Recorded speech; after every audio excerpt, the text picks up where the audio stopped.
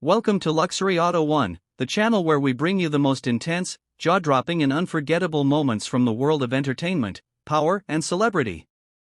Buckle up, because today's story is one that will have you replaying every detail, wondering how a simple morning show turned into a live television shocker. It was supposed to be a typical Tuesday morning on Good Morning America.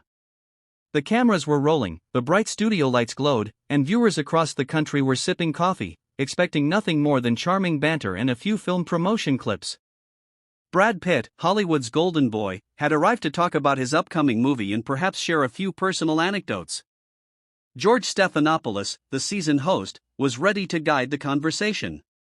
But no one, not the producers, not the crew, and certainly not the millions of viewers, had any idea that what was about to unfold would turn into one of the most tense moments in the show's history. Brad walked on set looking calm, dressed in a tailored navy suit with that easy smile that had carried him through decades of interviews. George started light, asking about the film, the creative process, and the star-studded cast. Brad responded with his usual charm, speaking about the work, the art, the joy of collaboration.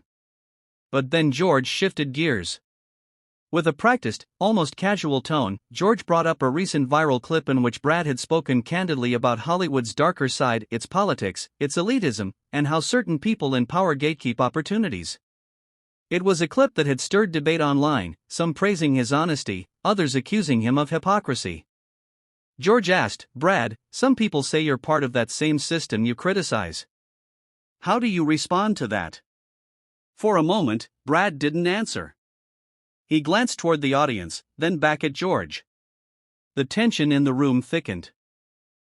"You know," Brad began slowly, "I find it interesting that people like to turn the focus on personalities instead of the real issues. Maybe the system survives because people like you, George, don't want to question it too hard." The crowd gave a soft gasp. George leaned forward, his voice firmer now. "So you're saying I'm protecting the system?" Brad's tone sharpened. "I'm saying that a lot of media chooses comfort over truth. And maybe you should be asking tougher questions to the people who actually pull the strings, instead of actors promoting a film." You could almost hear the heartbeat of the studio. George didn't back down. "But Brad, you've benefited enormously from this so-called broken system. Some might say you're calling it out now only because it makes you look principled." That's when Brad's demeanor shifted completely. He leaned back, eyes narrowing just slightly. "You know what, George? I came here to talk about the film, to maybe give people a bit of joy in the morning. I didn't come here to be part of your little televised debate club. If you want to talk about real change, fine. But if you want to make this about me, then I'm not playing."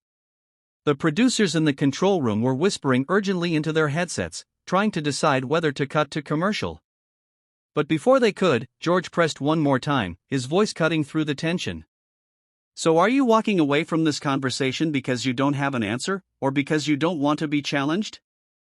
Brad stood up. No hesitation, no stammer. "I'm walking away because I don't have to play by your script." He unclipped his mic, placed it neatly on the table, and with a final glance toward George, walked right off set. The studio was silent for a few seconds, the kind of silence that feels heavy, electric.